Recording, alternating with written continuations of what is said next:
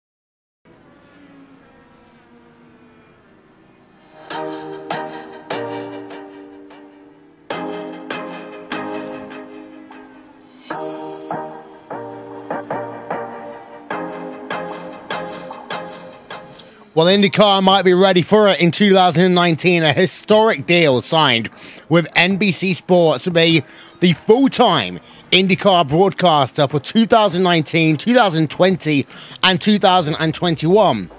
That's all about the real-world racing. But, of course, we are the official home of the iRacing Indianapolis 500, as we have been for the last 3 years. And we're not like ABC. We haven't got the history, but one thing we do better than anything else is IndyCar coverage, as we welcome you to week number 2 of Friday Night Primetime 2018 Season 2.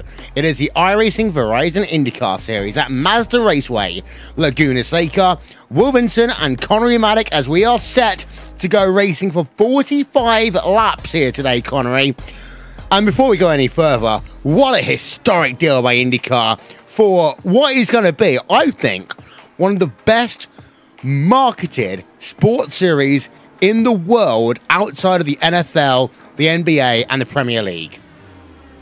Yeah, exactly. And, well, that deal with NBC, let's just see how that one goes. You seem fairly optimistic about it, Will, but, well, see what they bring to the table, of course, for this season as well. That is, of course, for next season, the NBC stuff. But for this season, these new IR cars, these absolutely brilliant looking new Dallaras, they look absolutely fantastic out there on circuit right now. And there's a couple of good liveries out there as well. And speaking of liveries, there's Andreas Werner.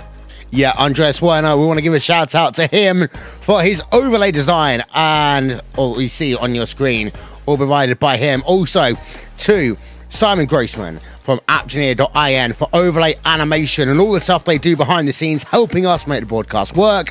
And also live timing and scoring will be available once the race starts. Nick Thisson, RaceSpot.tv, live timing and scoring. Iswan Bala, finally, TrackCams22.com. We need to touch on one point here, Connery, very quickly. You're a little bit sore right now. We talk about esports, iRacing as an esport, and of course, you've not been doing iRacing, but you've been taking part in Varsity, University of Derby, and esports has finally started to crack into the college scene in the UK.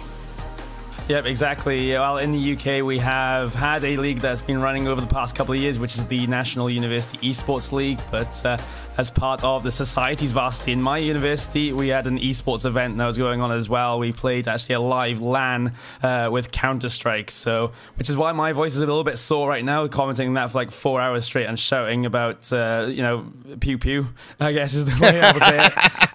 But yeah, it's just brilliant to see this industry grow and grow and grow. Pew pew to race car. I think that's it's almost a good t-shirt thing there, to be fair. Yeah, I think so as well. And I did make the comment that race cars isn't quite pew pew, but I still managed to do something with it.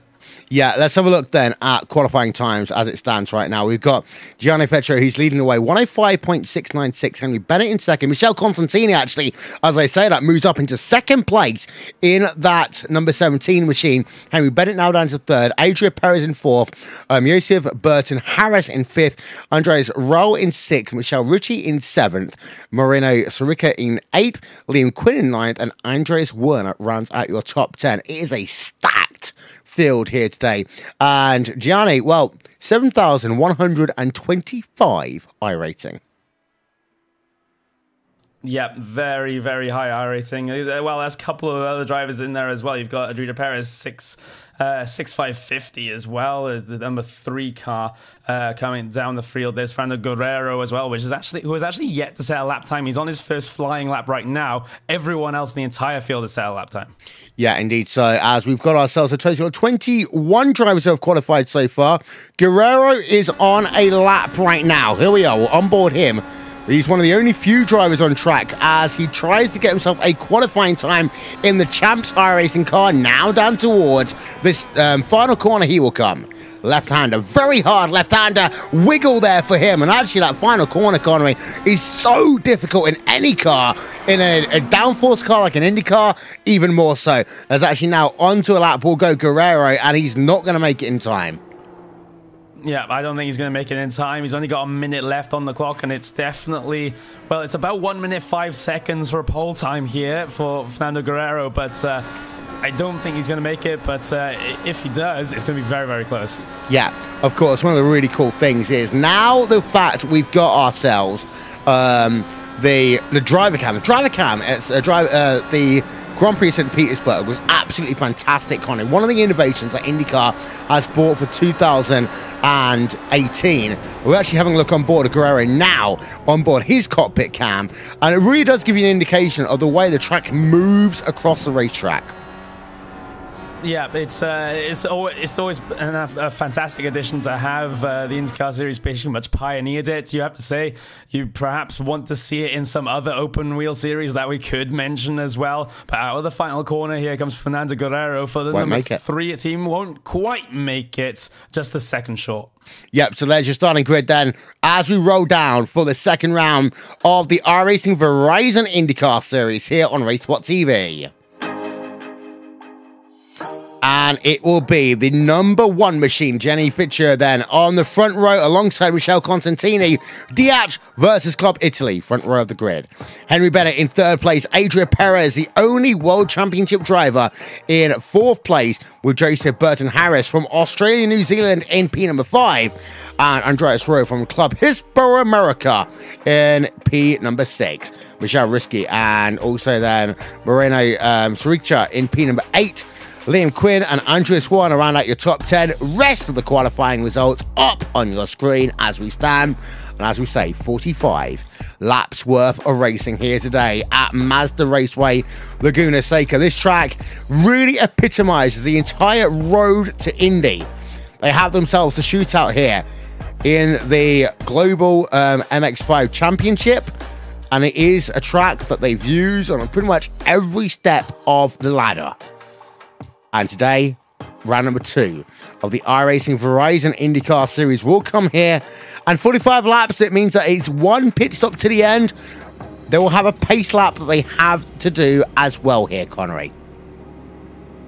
Yep, and it's a 1 full pace lap as well. When usually on some of the more recent tracks, we'll see the pace car just start more 3/4 of the way through the lap, but no full pace lap here, which actually gives your drivers an opportunity to get some heat into those tires, and that's going to be important in these IndyCars because they don't have tire warmers, of course. So that might be a blessing in disguise, but the downside of this is that you're going to have to save fuel on this pace lap.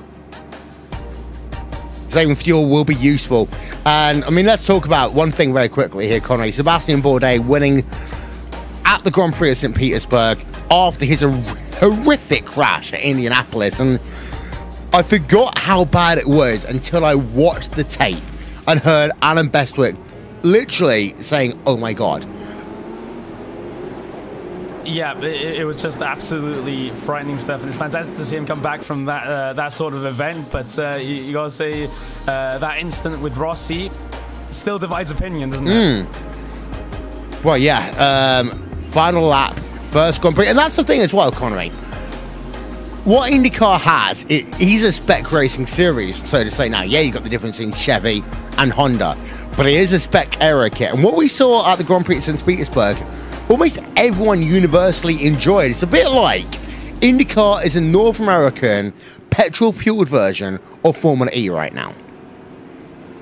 Yeah, I mean, you can just see that in comparison to, you know, to Formula One. We don't usually like to do that sort of comparison, but it's one that has to be done. These cars can follow quite closely behind each other. All of the teams are kind of in the mix there up the front. Any driver on a good day can win an event, and that's just not what you see in some other series. Let's have a look at the front of your field then. There we are. Gianni leading the way behind the iRacing first safety car. And one thing worth noting about the Grand Prix St. Pete as well, fantastic racing. I won't say anything about the commentary, maybe. Actually, the commentary was fine with Adam Bestwick. But hey, world's fastest gamer livery, of course, on the #1 machine. Fernando Alonso went to Indy last year, Connery, and the heartbreak. And I will say one thing: I've never seen a crowd applaud a driver retiring from the Indy 500 the way they did Fernando Alonso. Yeah, I bet all of them would have hoped that he hadn't retired anyway, but let's hope Fernando's luck starts to turn a little bit, especially with the new Renault engine in the McLaren in the Formula One series, and let's just hope he makes a return to IndyCar as well. I just want to see what he can do when he finishes the race. Yeah, so it is Gianni on the inside, and then you got the Vortex Sim Racing driver Michele Constantini. The cars will line themselves up 2 by 2. Pace car is on towards pit road. Week number 2 of the iRacing Verizon IndyCar Series is officially underway.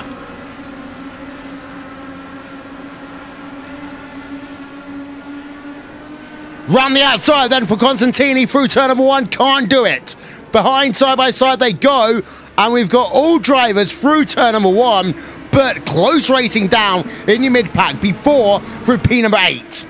Yeah, absolutely. Multiple instances of side-by-sides. We head through the first sector. Now everything gets strung out single file, but Adrita Perez doesn't want to go single file. #2 driver down towards the inside of what's going to be Andreas Rau there. The number 16 machine has to hang it around the outside at the kink as well. He won't dare to go too wide through here. It's a single line all the way through there. Adrita Perez has to back out. Yeah, we talk about not going too wide through there. We've seen 3 wide up into the corkscrew. And that indeed, yeah, the #1 machine has spun it. He's looped it around down at, well, let's get a replay if we can. Here we are coming into the corner. He lost it under brake and then cold tires in towards the corkscrew, turn #7 and 8. And well, on board then, and yeah, lost it completely under braking then for Gianni. Down in P21 right now. Worst place to lose an IndyCar on a road course, period. Yeah, and that is a very, very tricky braking zone indeed, no matter what car that you're handling up there. And that's very easy to do, just overdo it on the brakes up into there. And well done by Michele Constantini behind to avoid that one as well as all the other drivers behind checking up, making sure no one else got involved.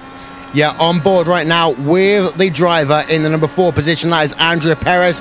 Live timing and scoring, by the way, ladies and gentlemen, is available. Visit RaceSpot.tv/timing. Perez remains in 4th place right now.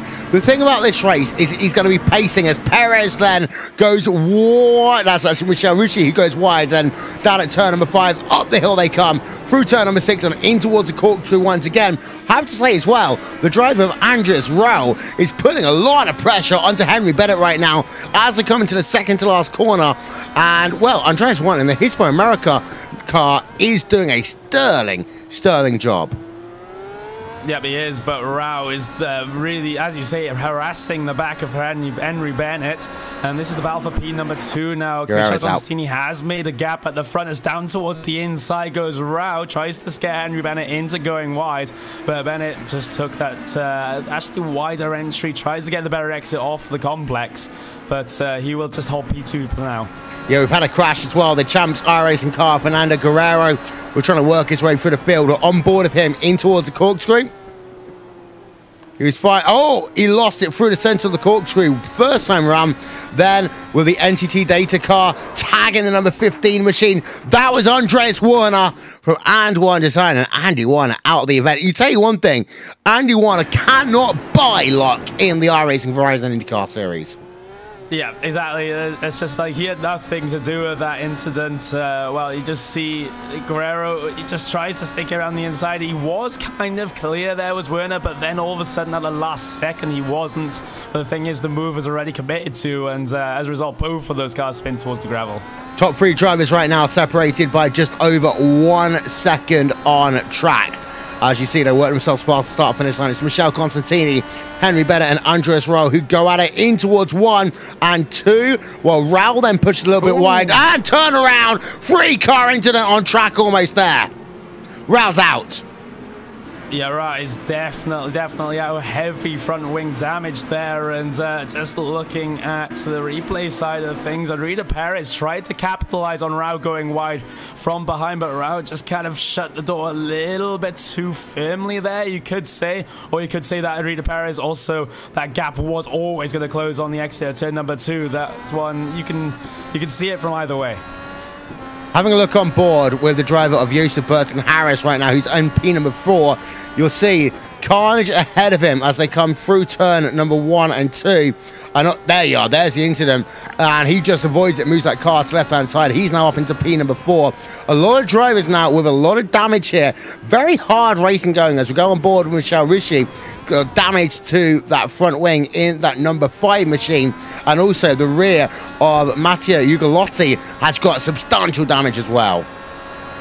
Yeah, but lots and lots of cars out there on track have at least a little bit of damage to the front wing side of things, so let's see how that one affects them. Of course, we do have one scheduled stop here at about the halfway point, lap 21 to around about lap 24 is when we expect people to start to head their way down on towards the lane.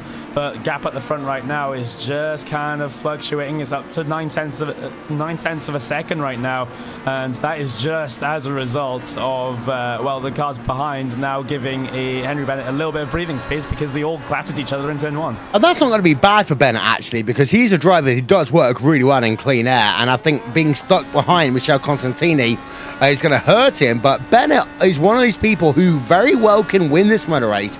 He works himself through second to last corner, and wow! Constantini goes wide then, down in the second to last corner. Bennett is unable to capitalize, but Constantini goes wide again. A little bit of the final corner, gap now down to 4/10 of a second. Yeah, exactly. I'm just having a look at the track conditions. Track temperature is a little hot at 40 degrees, so that could be factoring into things as Constantini has to push wide again as Bennett almost goes for the move for the race lead, but the thing is not close enough to capitalize on the mistake. Yep, so battle for P1 and P number 2 going right at it right now. Drivers out of the race. You got the driver Fernando Guerrero, who we talked about earlier on, number 3 machine, out. Andreas Warner on pit road. Andrea Perez is also in the same situation, and Andreas Rowe is on pit road. We saw him in that 3-car incident earlier on in this event, like number 6 or 45 going on right now. And I'm very interested to see if Bennett's going to try and really push and make the advantage. Well, of course, on the oval side here, Connery, we don't have push to pass. We do on the road side, and that means these drivers will get extra boosts of horsepower for 15 seconds, 10 times a race. Yeah, and I know for a fact that Michele Constantini has been using his to try and pull out the gap a little bit there, because after he pushed wide coming through turn number 1 and 2 and Bennett had his chance, he basically used the push to pass, then coming down towards the straight down from around about turn number 4 down towards turn number 5, which is why he pulled out multiple tenths of a second in that sort of situation. So maybe Henry Bennett has a couple more saved up so that he can go on the offensive later on. And that's a good part of the strategy game as well, Connery, because you got the opportunity to save them up and make yourself more available at the end of a motor race. If you're under pressure early on, there's always a habit to almost hit that push to pass button, because it does give you, in the simplest way of saying it, anyone who's watched anything like Need for Speed, for example, that kind of like almost NOS effect, as we have a look here at the driver of Henry Bennett in towards the corkscrew once again. But if you use them early, you don't have them later on, and it can make you very, very vulnerable. Yeah, it really can, and we've seen so many races decided on whether the person behind or in front has the push to passes or not, and how much each driver has. But out the final corner now, Constantini's struggling to get the power down. Here comes the momentum shift now. Here comes Henry Bennett, has the run across the start-finish line. Will make it side by side around the outside required. Down in towards turn number 1, gets on the anchors. Sliding is Constantini on the inside of the corner, though. Fantastic battling for your race lead, well. And he's got it. Does he? Bennett still side by side. And he's got the race lead. Bennett moves himself to the front of the field. Henry Bennett is your new race leader here at Laguna Seca. What will Constantini do? He's not going to dive down to the inside at turn number 5. But Henry Bennett, Club UK and Ireland, number 4 machine, up to the race lead. Yeah, nice spot. A little tiny bit of front wing damage to Michele Constantini, so that could be all the difference now between these two drivers, which is why he's a little bit slow, I should say, while he's reading the race. But look at all the cars behind. There's Moreno Sirista there that's just come out of complete nowhere. There's Joseph Burton-Harris, Matteo Ugolotti also in this train, all fighting for these top 3 spots. And all of a sudden, you're right, all these drivers, P number 1 through P number about 5, 6 on track, has the opportunity to win here today. Bennett is leading from Constantini, and then it is Moreno Sirica in P number 3. On the run to turn number 2 is Constantini trying to make the move, not able to do so. And we've called it turn number 2 there. It looks like turn number 1, Connery, but Fogarty Corner turn number 1 really is just a left-hand kink. Yeah, it is, and it just plays into the North American habit of naming even the slightest little bend in the road as an actual corner. So I'm not sure how to explain that. Well, we are aboard with Ugolotti right now as he's hunting down the driver of Joseph Burton-Harris through turn number 6. Up the hill they come towards 7. The corkscrew once again. Ugolotti not going to be able to do anything then as they work themselves in towards the corkscrew. But for this mid-pack right now, Ugolotti, Burton-Harris, they are really in the hunt right now. It's a case of really keeping your nose clean more than anything else. Yeah, keeping your nose clean, especially since a lot of cars out there haven't been keeping their nose clean with the amount of torn front wings out there. So you just got to keep it clean at least until the scheduled pit stops, as Joseph Burton-Harris has the run over the number 21 here of Sirica here. Down towards the inside goes Burton-Harris, slides through the apex, holds it, has to track out, has actually contact from behind. Sirica running straight into the back of him. Yep, we've got a replay of that one coming up for you now. Let's have a look. Burton-Harris, battle for position as we saw him then going side by side in towards 1. Lost it almost on the inside, then made contact with, what was that, the number 4? Number 9 machine? As a lot was going on there, or it's actually number 5 machine, Michele Rusci, who we made contact with. We're going to look at this one again on board with the driver of that number 5 of Michele Rusci, and it was the number 6, number 9 machine of Liam Quinn involved in that one. Can't show the replay, unfortunately, ladies and gentlemen. We're going back to live coverage right now as Henry Bennett then has got himself a 7-8 tenths of a second advantage now over Constantini. The gap behind Constantini, however, to Ugolotti is up to 1.5. Yes, it is. So basically starting to become a little bit of a 2-horse race at the front of the field, but the amount that Constantini's gaining over Ugolotti isn't all that much per lap. He only gained around about half a tenth that lap, so Ugolotti could still be in contention, but look at the rear end of that car. There's a little bit of rear wing damage as he tracks out onto the dirt a little bit, coming through what would be turn number 3 there, as this field is starting to spread out just a little bit, but we've got a good battle going on right now between the 9 of Liam Quinn and Richard Holt, number 22 machine for P number 7. Indeed, so let's actually ride on board for a few moments with the driver of Richard Holt. Give you a little bit of RaceSpotTV fan immersion.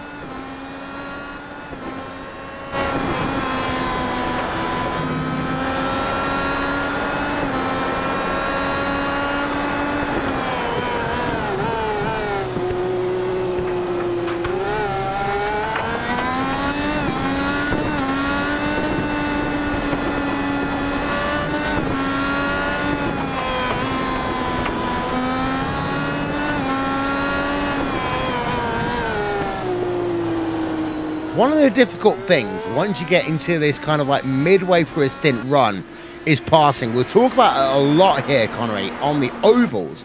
New Hampshire Motor Speedway was one of them. We'll see it at a number of different tracks. But passing can be difficult, and this is where the patience game come in. I remember talking to someone the other day and saying that IndyCar is one of these cars where you cannot get too aggressive, because if you do, then you are just going to lose lap time overall. Holt right now, he runs himself in 8th position. He's looking to pass Liam Quinn.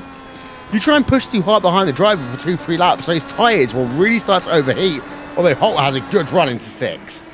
Good run, but he can't capitalize, and it's such a risk to try and go too wide down through that kink. But yeah, you're completely right. If you're running in this 30 air, then those tires aren't really going to like that. They're going to really start to complain. They're going to start to overheat. But the thing is, in these IR18s, these new IR18s for this season, this 30 air effect has been reduced, so you can follow a little bit closer without getting punished as much as you would in a DW12. And we saw that in the IndyCar Grand Prix at St. Petersburg, presented by Honda a few days ago even, on the ABC network. But the thing that's worth noting is that how quickly IndyCar and iRacing got this car out. As we're going to have a look again at Henry Bennett, he's now got a 1.5 second advantage over Michele Constantini. And well, when the DW12 came out, it took 18 months for that car to come out for reasons that's probably not worth talking about here. But the fact they had the IR18 out before they even took the track at St. Petersburg, and the fact that the car does behave just like we expected it to. Yeah, it's absolutely fantastic effort from both the IndyCar guys and, of course, the iRacing guys as well to get this car out, even before they took themselves to the track in the real world. So we want a little bit more of that sort of punctuality and a little less of the iRacing curse of getting a car on the service just as it starts to change or gets phased out.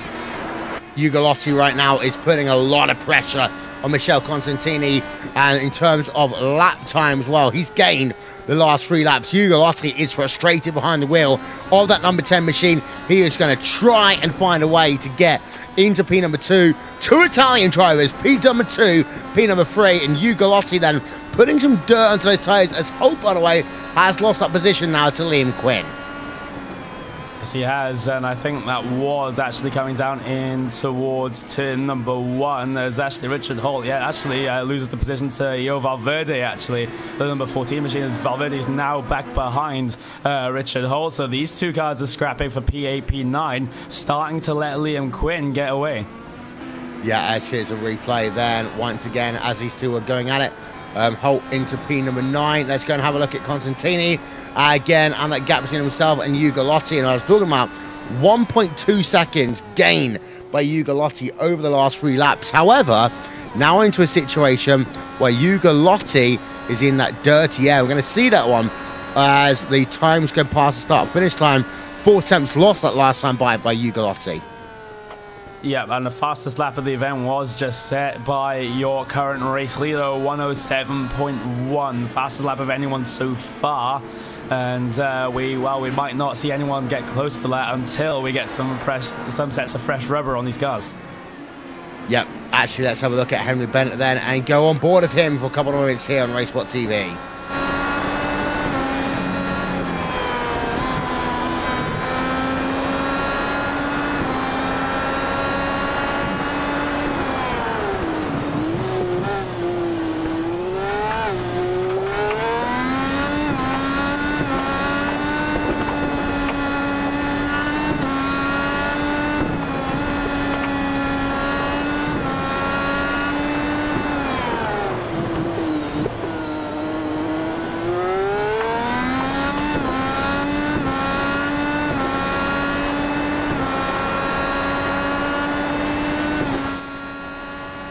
One of the issues about a short track here, Connery, is that lap traffic comes into play very early on in the game. As we have a look right now, and that is the driver of Andres Rowe. Of course, we had damage earlier on in this motor race, and he's back on track right now. Argentinian driver, but he's almost a lap down from your race leader. And there you can see the actual gap it is currently. Not going to show up on our screens. We'll turn the graphic off. Yep, we will, but this day hasn't been great for Andreas Rau, and actually he's just going to pull off to the side of the track and just let your race leader through, just coming up to the corkscrew there. And Andreas Rau, he was competing for those top 3 positions earlier on in this race, but the thing is, got himself involved in that incident coming down towards turn number 1 and 2 in the early stages. And obviously he's had to come down on towards the line to get at least that front wing change. But if there's any remnants of suspension damage, that'll be affecting him for the rest of this race. Holt versus Quinn right now. That is still going on for P number 7 on track as we go on board the driver of Richard Holt. Once again, Holt cannot find a way to get back into that contention with Liam Quinn, as we're going to have a look at the movers and shakers in this event so far. We're going to go on the left-hand side of your screen as Austin Espartee is out of the motor race. You got an update on that one, Connery?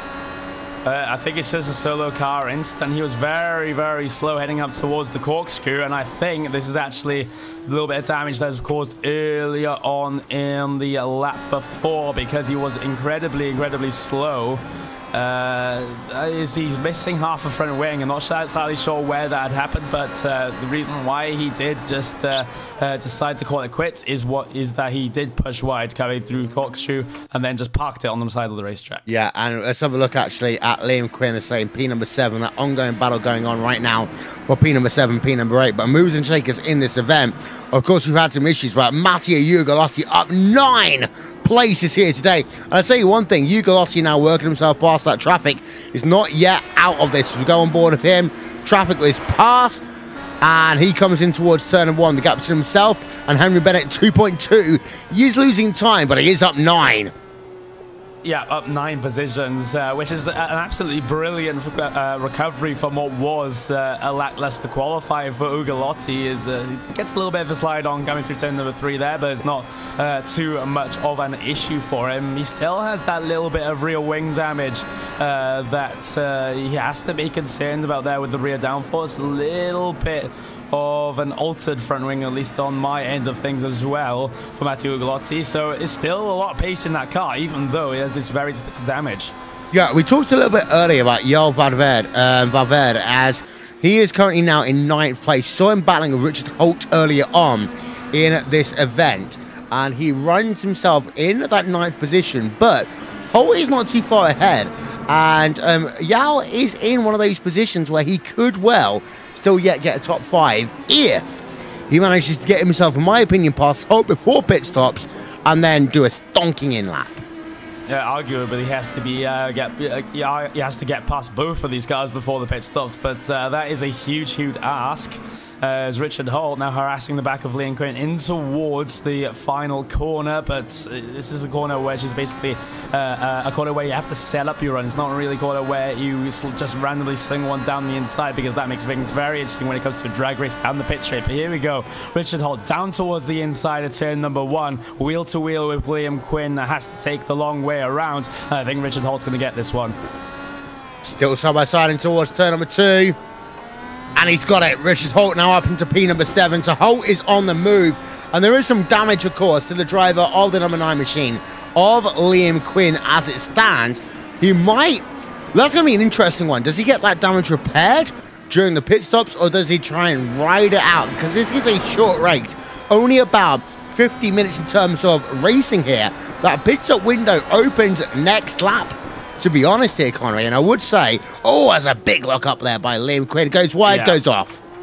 Yeah, exactly. He just gets the slide coming back onto the racing circuit as well. Has to stay wide to let Zach Campbell all the way back through. And Liam Quinn, I think he could possibly come down now if he wanted to, as he does push wide again, coming through the penultimate corner of turn number 10. So that car not really handling the way that he wants it to with that front wing damage. I take that front wing change in the stop. Henry Bennett, though, has got a 3-second advantage right now over Matteo Ugolotti. So Henry Bennett is continuing to extend that lead. And, well, I said earlier on here, Connery, that if he got himself clean there, he had the opportunity to go for race victory, and he's now pulling away from that 10 car. Yeah, but he's even putting bits of lap traffic in between himself and Ugolotti, as well as James King currently heading himself out of the corkscrew. So we're on towards around about lap 20, lap 21. This is where we start to see the pit window opening for your drivers now to come down and get fuel and rubber to the end. Yep, so the driver of Henry Bennett will stay out on track. As behind there is Matteo Ugolotti working himself amongst some traffic. He has passed it. The driver behind, Michele Constantini, is through as well. It is the driver of Sicilia, who now, I take that on back entirely, is the driver of Moreno Seca, who is actually working himself past some traffic. The only thing about the IR18 is that there's a lot of red, white, and black that's coming back into this series. And, well, one thing we will say here, Connery, is that we don't like red, white, and black because it makes it very hard to understand what's going on in terms of cars. Yeah, it makes it very difficult to tell one car from the other, but that's just a problem that we will have to deal with. Thankfully, on the sim racing side of things, we get some extra assistance rather than just relying on the paper spotting guides. Yeah, I'll tell you one thing as well. I was watching an Asian MotoGP sanctioned event, and everyone was in red and white cars, and you could not see anything except for the helmet and except for the fact they had different numbers on the front of their motorbikes. That made things really hard to have a look at. Having a look at battles going on track, we've got a lot of retirees now. Esparti is out. Talked about that. The number 11 machine is out as well. Live timing and scoring still remains here on RaceSpotTV /timing. But Bennett still continues to lead the way. Ugolotti in second, Constantini in third. And then we've got this driver, the number 21 machine. We go on board of him once again. It is Seca, who is continuing to run in that fourth place. Closing down Constantini, however, has pulled away from Ricky, who runs in P number 5. P number 6 is a driver of Joseph Burton Harris. He's the only Aussie New Zealand driver in the field. Of course, tomorrow, Connery, we've got ourselves the VRS GT World Championship Series, round number 2. Yep, we do. We have an action-packed Saturday, to say the least. We have at least the Pro Mazdas in the morning European time at Phillip Islands. As you say, Blancpain GT World, well, not Blancpain, VRS GT World Championship as it is right now. I did blow it, but that was 3 hours of Sebring. Me, Paul, and Randy will be taking you through that one. You've also got the Neo 24 Hours of Le Mans. Constantini's down on the lane. Yeah, so Constantini's come on to pit road before many others. Actually, Burton Harris coming in this time by. It'll be very interesting to see where Burton Harris will get himself a new front wing as well. There is damage to that. But this is going to be one of those really busy weeks here on RaceSpotTV and on iRacing Live. We've got ourselves the VRS GT World Championship round number 2. We've also got ourselves the 24 Hours of Le Mans from the Neo Endurance Series. We've got ourselves so much other action going on. I know we got ourselves the Classic IndyCar Series first round in terms of IndyCar that will be taking place at Homestead Miami Speedway. This, Connery, will be one of the biggest weekends we have done in a long time. Yeah, it will be, and as a result, we are stretched a little thin, but maybe we'll be seeing some new names, new voices that perhaps the viewers have not heard before on iRacing broadcast, and believe me, I can't wait to see how well those guys do, but it's going to be busy, it's going to be, most importantly, though, I hope it's going to be exciting for the viewers. Race leader Henry Bennett on pit road. One thing I will say, Connery, get your voice ready before tomorrow. I'm trying, but this isn't helping. Henry Bennett is on pit road then. Pit stop time for him. Dropped off the gun. 9.7 out and away. That is faster than Constantini. In fact, that's faster than also Michele Ricci back out. He will regain the race lead once pit stops are all said and done. Matteo Ugolotti right now leads this motor race, but he should be on towards pit road before too long. There we are. We turn our attention over to him. We go on board, actually, as he works himself through the corkscrew. And pit entry here. We expect Ugolotti to come on towards pit road this time by here, Connery. But pit entry here is harder than you think.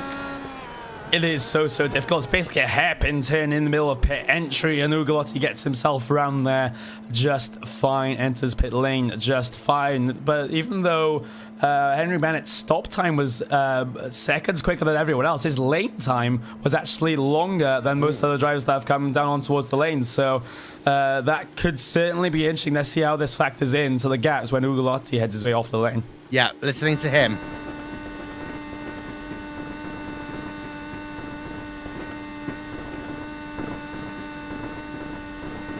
And he wants those repairs.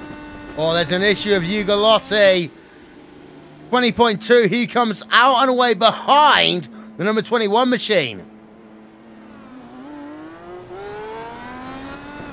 Well, Renault Seca ahead then of Matteo Ugolotti. Two Italian drivers. A lot of Italian drivers here today, Connery. Oh, and also one of the death traps there in the iRacing Verizon IndyCar Series coming out of pit road. Both Seca and Ugolotti both pushed wide. Yeah, you do. It's so easy to do that on that particular pit exit, but the reason why the stop time was so long, Ugolotti did want to take that rear wing replacement. That's an extra 10 seconds on the stop time, so he must have worked out that it's worth it just to hold there and take that new rear wing instead of actually just... he's very slow up towards the corkscrew, in fact. Was that a missed gear? Yeah, let's have a look at replay, actually, because that was weird for him. On board. Listen in.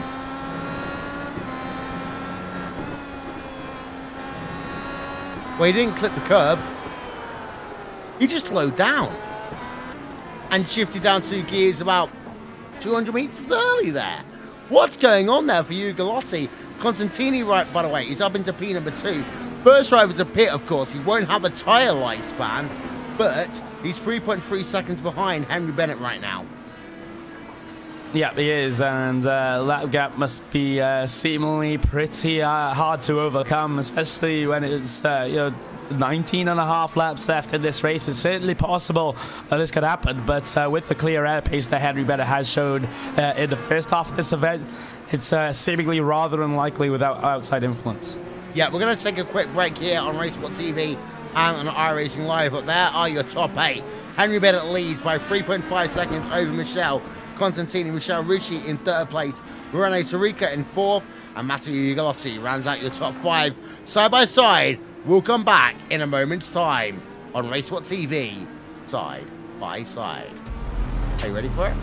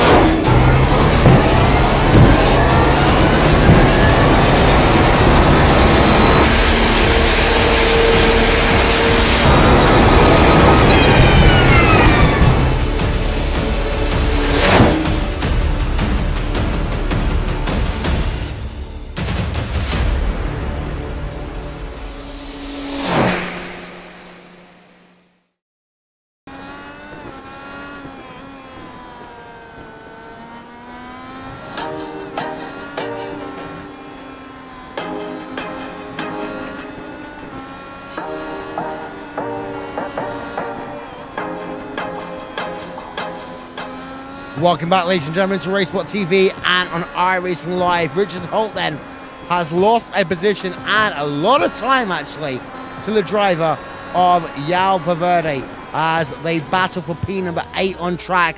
Lap number 29 of 45. And we scored complete here this time by. Worth noting, of course, we've been talking about IndyCar so much in this broadcast because this is an IndyCar broadcast. So yeah, starting this coming weekend, but also, Connery, LMP1 is here on iRacing. LMP1, yes, the Porsche 919H and the Audi R18, both on the iRacing service as well. Some would say perhaps finally, but we have LMP1 prototypes now to join perhaps the LMP2, the HPD, even though it is an old LMP2, and the new GTE cars, so we can have almost a full WEC grid. Yeah, we just had Pete Harrod, by the way, his 8.4-second pit stop. He has lost himself one position. That is also Yao Valverde in the number 14 car, as Yao is up now to P number 7. Yao is doing a fantastic job charging back to his field. One thing that's worth noting as well is that the hype towards this year's Indianapolis 500, 36 drivers looking to qualify. That means bumping is back for the first time in a while. But Michelle Ritchie fast off today, 106. He does have Michelle in the number 3 position, trying to close down Michelle Constantini. Won't get there in time, but 15 laps, one way to go. Just as he set that fastest lap, he decided to have a half spin going down in towards turn 1 and 2. So from hero to zero for Ricky at the moment, but let's hope he just gets back on his feet, tries to recover from that slight spin. That's just going to put him behind a little bit more than he necessarily needed to with 15 and a half to go. Yeah, and some drivers opt to do that. We're on board right now. And there is a spin there from Michelle. Oh my word, that was a bad one.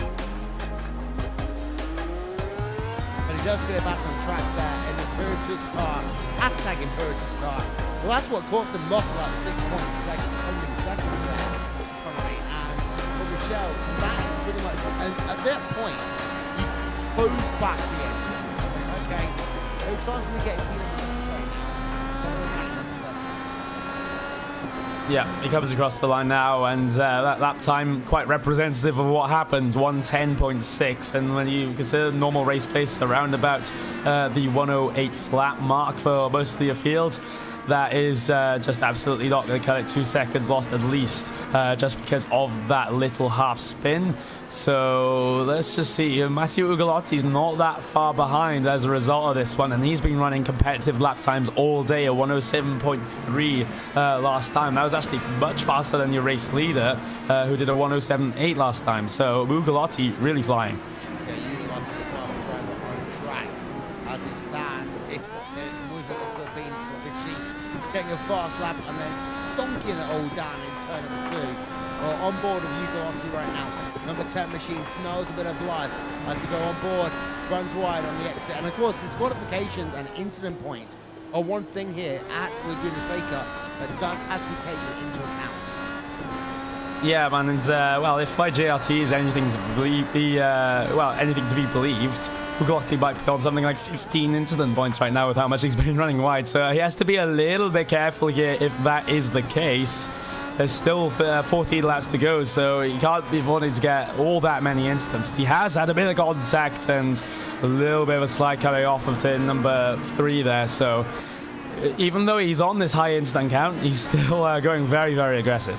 He really is. As he tries to close down the drive with Michelle Ritchie, and you can see the last time by again, 1/10 of a second, with 3.2 seconds back, and what a wide run there by Michelle Ritchie, and that will allow Ugalotti to go past in towards the corkscrew.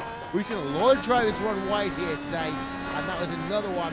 Ugalotti now up into P number 3, and here is the replay for overhead coverage brought to you by And1 Design, the official graphics partner of RaceSpotTV as well. Ritchie just ran right down at the corkscrew. He kind of had that double stab on the steering wheel. He was trying to control his slide, I think, there, Connery. Yeah. Wasn't able to do so. Yeah, he got a little bit of a twitch coming off the corner, and as a result of trying to correct that, did take himself into the gravel. So it's quite unfortunate. But the thing is, if you run even a little bit wide here at Laguna Seca, you're going to go into that dirt, you're going to go into that gravel, and there's no Tilcadrome huge runoff to try and save you. You're pretty much, you know, you've made your bed, now you have to sleep in it. I even find that Tilcadromes don't. Whoa! That what a preposterous suggestion. Henry Bennett continues to lead this motor race right now as gaps in himself and Michele Constantini is 3.2 seconds last time by. Michele Constantini is 3/100th of a second faster than Henry Bennett, but the gaps are very small between the two of them.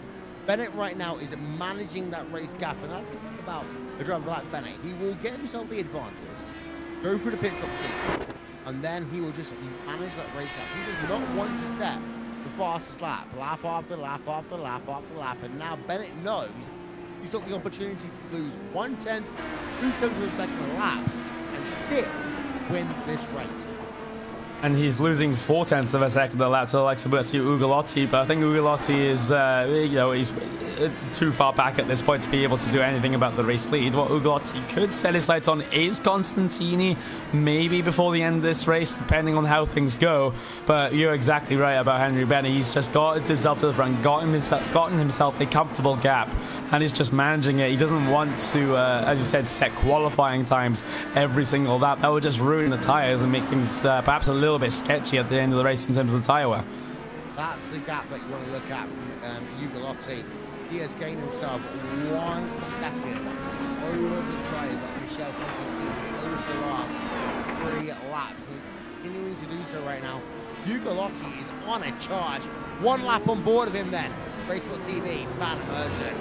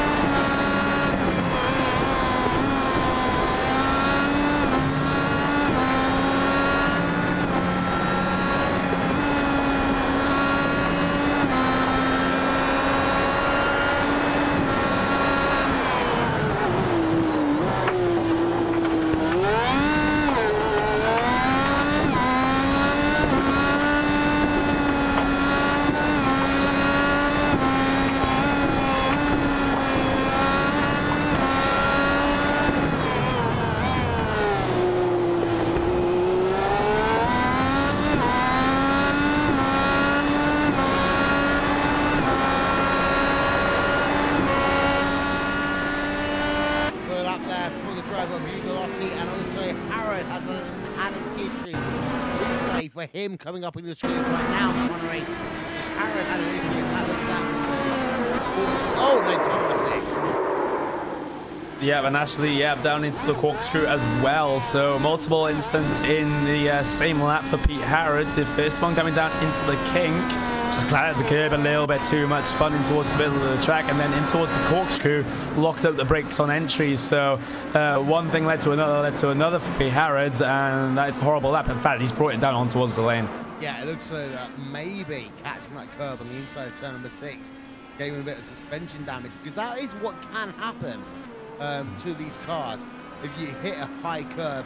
And just having a look now at Harrod, yeah, he has suspension damage from what he had in turn number 6. Yeah, actually a short stop for him, so he's going to come back out onto the racing circuit. So maybe not as much damage as we initially feared with the start, with just a short stop in the box like that. Maybe a second or so of optional repairs perhaps for Pete Harrod, as he does come out in front of Matthew Ugolotti, albeit 1 lap down here. So Ugolotti, you can see how much Ugolotti is pushing that car. He's so twitchy off the corners. He's just extracting 110% pace out of that car.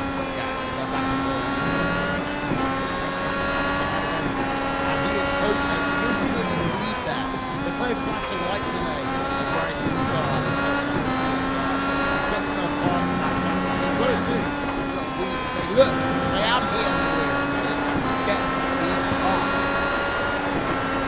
Yep, and Happy Herod just had absolutely no complaints about that one. Does get himself well out of the way, so it allows Ugolotti to go back on the charge. But looking further down the field for other close battles, you've still got one perhaps between Richard Holt and Zach Campbell that could be going on here. But Campbell did lose half a second on that last lap, so we'll just have to see if things escalate even further in terms of Richard Holt pulling out the gap. But in terms of the rest of this race, Ugolotti on the charge is the big theme.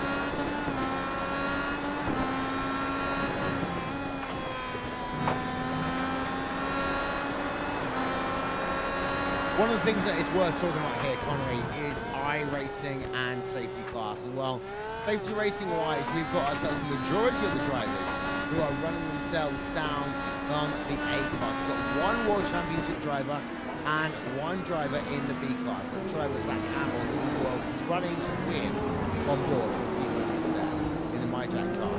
Now, safety racing is one thing I'm talking about. Also, iRacing is another. Richard Holt can afford to lose his position to that Campbell and he will still gain iRacing. Yeah, that does seem to be the case for them. So let's just keep a close eye on that one. Even though Zach Campbell, you know, when we first mentioned it, he did have that half a second deficit on the lap we were talking about a couple laps ago, but he's closed that gap back up. But this gap is just fluctuating over the course of the lap. These two drivers are faster in just different areas of the racing circuit. Now, that might be either down to driver preference or the setup difference between the cars. As Campbell, he had a little bit of a sketchy entry to the kink there. I was afraid he was about to push wide, but no, he does recover the corner quite nicely there. So that's corkscrew is just absolutely fine for him. So no damage at all. He's going to be off out of way and still trying to chase Holt down.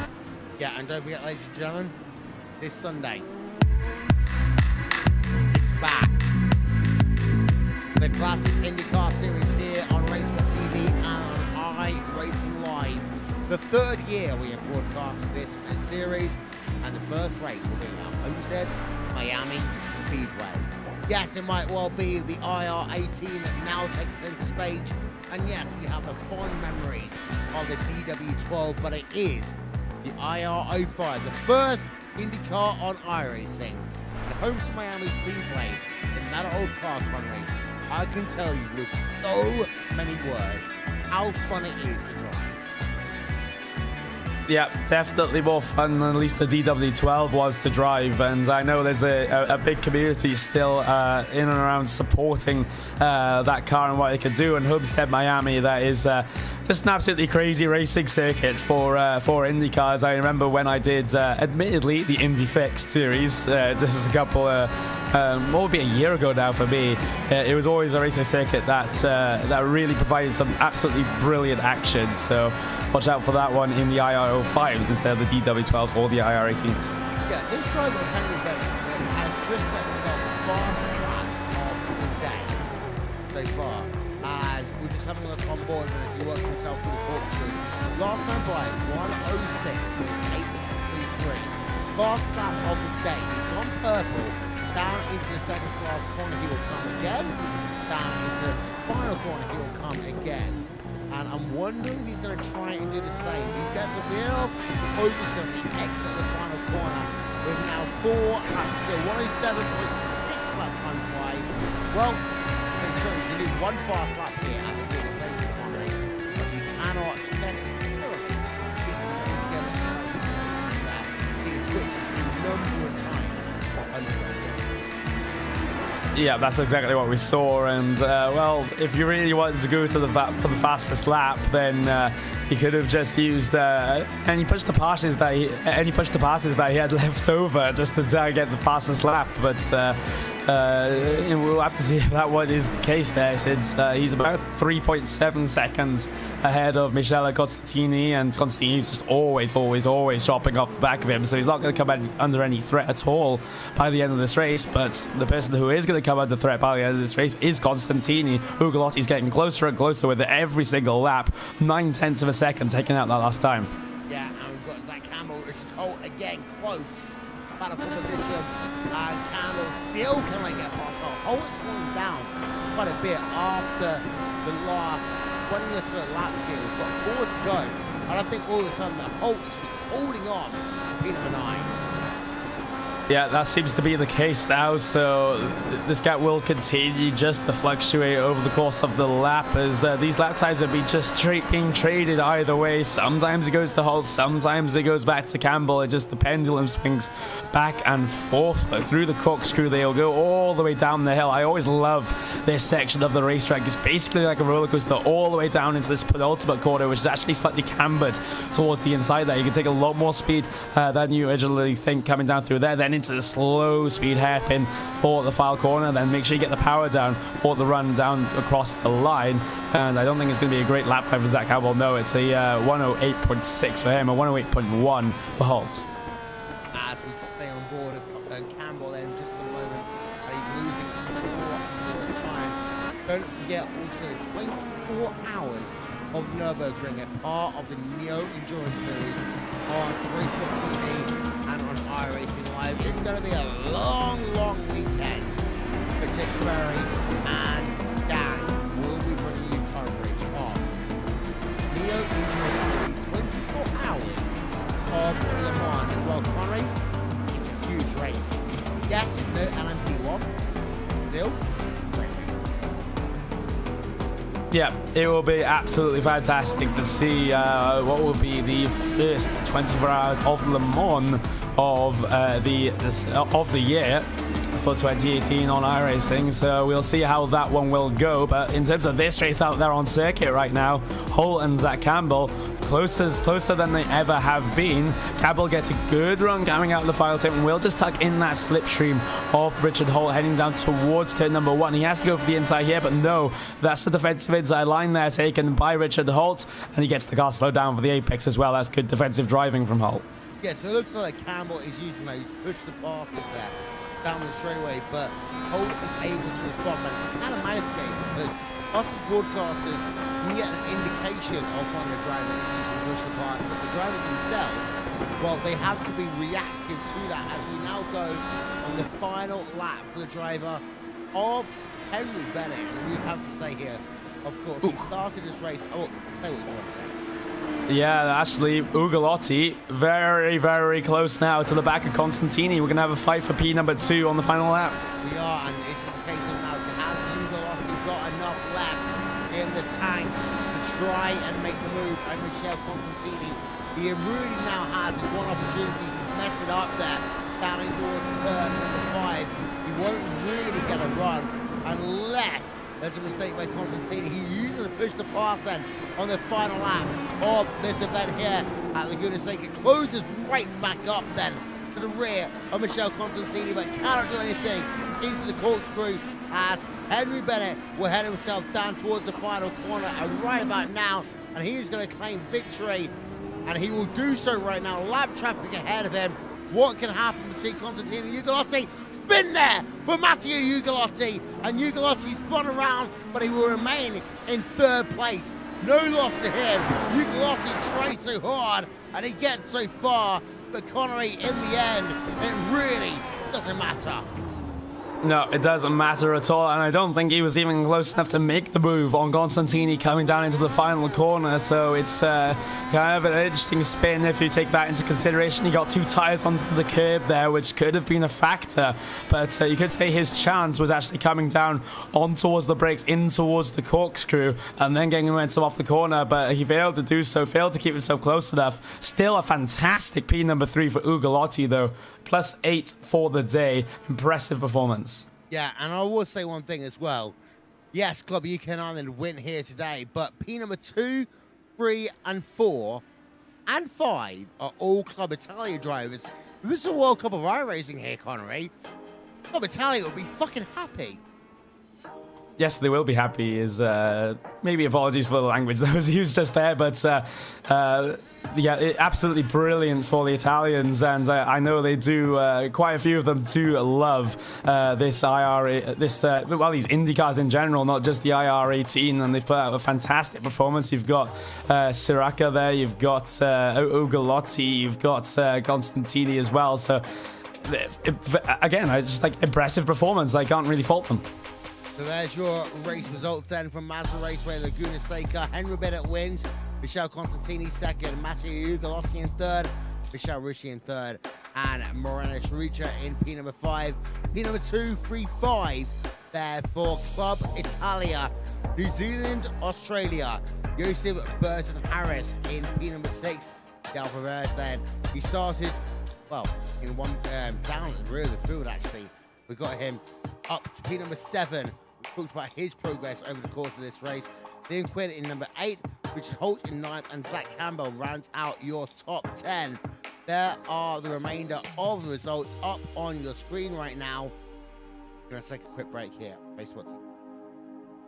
Back. Post-race coverage after these messages.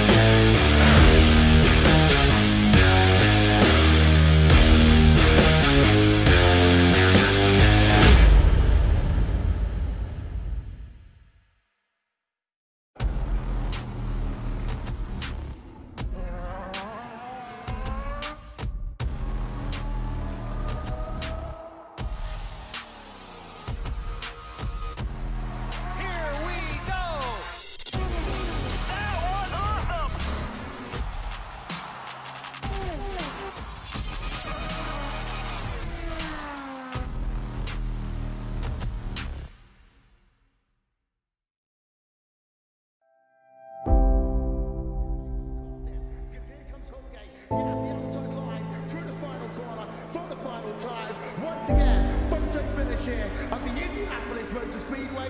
Will it be Tim Hogan? It's going to be Christopher DeMerrick at the line.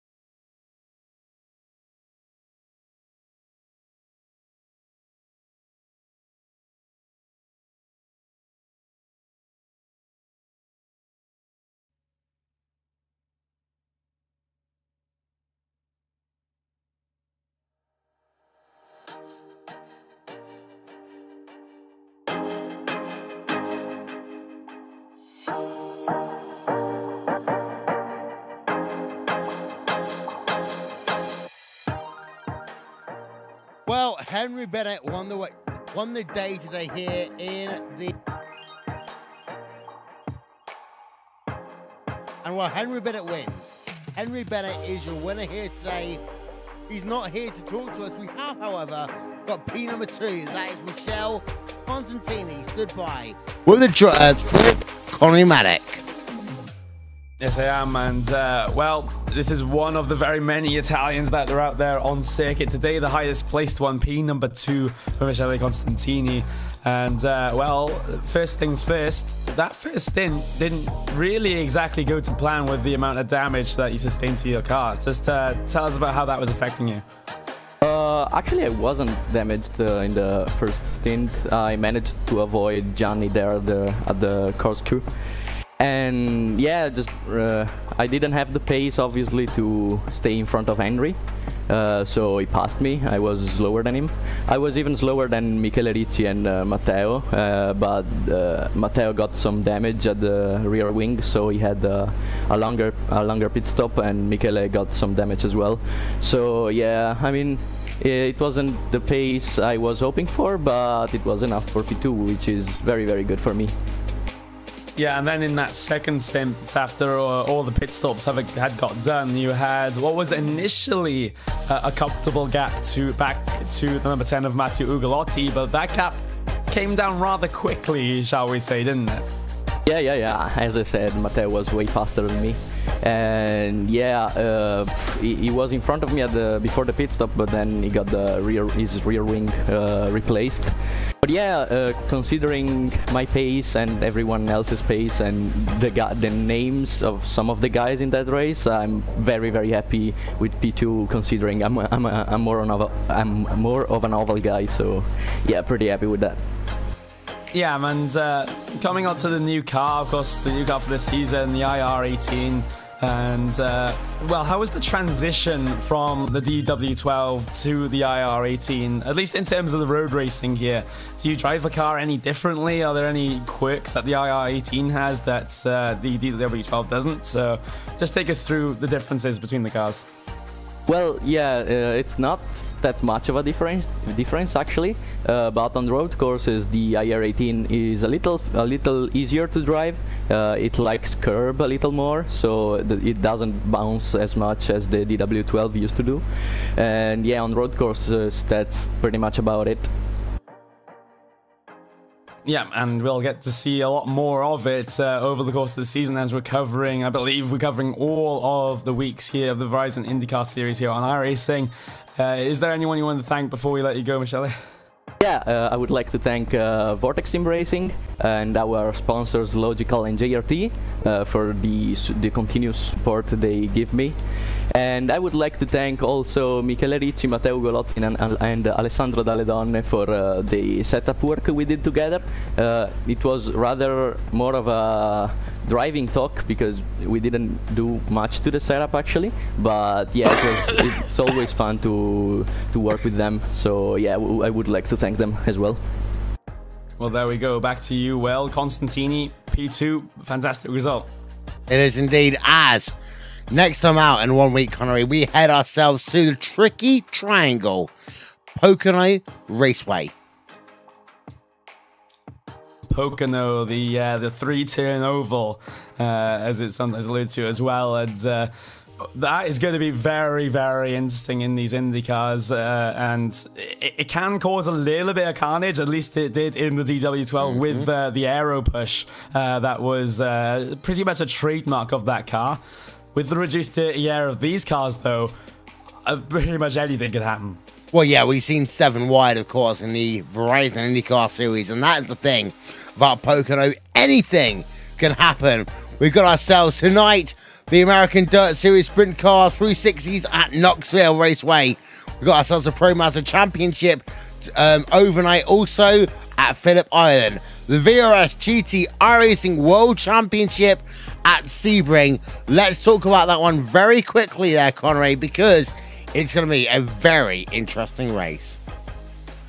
Yeah, it absolutely is. And, well, the big theme for that race is can TTL Esports, capitalize on a good first round result? Can they continue on that sort of momentum? Or was it just a fluke from Joshua Rogers being such an expert at that track in the V8 Supercars? We will just have to see. I expect the FA Racing G2 guys to be very, very strong at Sebring. Yeah, we've also got the Neo Endurance Series 24 Hours of Le Mans. That starts at 5 p.m. GMT here on RaceSpotTV, all race long. So you enjoy that one. And well, Connery, you and I are doing a little bit of it. We've got a lot of commentators, a lot of things happening for that race. Yeah, we absolutely do, and well, it's going to be tough, a little bit tough on us, but it's going to be even tougher on the drivers to go 24-hour racing at perhaps the track that had pretty much made 24-hour racing a thing, Le Mans. This is going to be absolutely brilliant, and we're bringing all 24 hours of it, so no break in between where we go perhaps to a different broadcaster. We're going to have it all here on RaceSpotTV, so stay tuned for it. Yeah, we've also got ourselves other races as well. That includes the V8 Super Truck Series that'll be going on round number 2 at Sonoma. We got ourselves iRacing Dirt Night, Midgets at Limeland, GRC at Iowa, and the USAC 360 cars going on down at Volusia. So a big night of the iRacing Dirt Nights here on RaceSpotTV on iRacing Live. The Logical Classic IndyCar Series will return. That is this Sunday. Round number 1 will be at Homestead Miami Speedway. So catch that one 6 p.m. GMT. That is 7 p.m. for you people watching in United Kingdom, because of course the clocks go forward 1 hour this coming weekend. So that makes life even harder for commentators, because technically we're doing 25 hours worth of broadcasting, Connery. What, do I get the chance to bill for that much? No. That's a shame. That is an absolute shame. Sorry. But that's all we got time for here tonight. This has been round number 2 of the Verizon IndyCar Series. iRacing Live, Friday night prime time. Wolverton, Connery Maddock, these are the people who get it done for us. First of all, too, it's one about our trackcams22.com for track cameras. Andreas Warner and One Design, the official helmet of Valtteri Bottas. Check him out. And the helmet from Andreas Warner this coming Sunday, the first round of the FIA Formula 1 World Championship. Simon Grossman, Aptioneer.in for our ovulation. Nick Thisson for our lifetime in scoring. We are out. We'll see you for a very busy weekend on RaceSpotTV and on iRacing Live. We'll talk to you soon. Good night from Laguna Seca.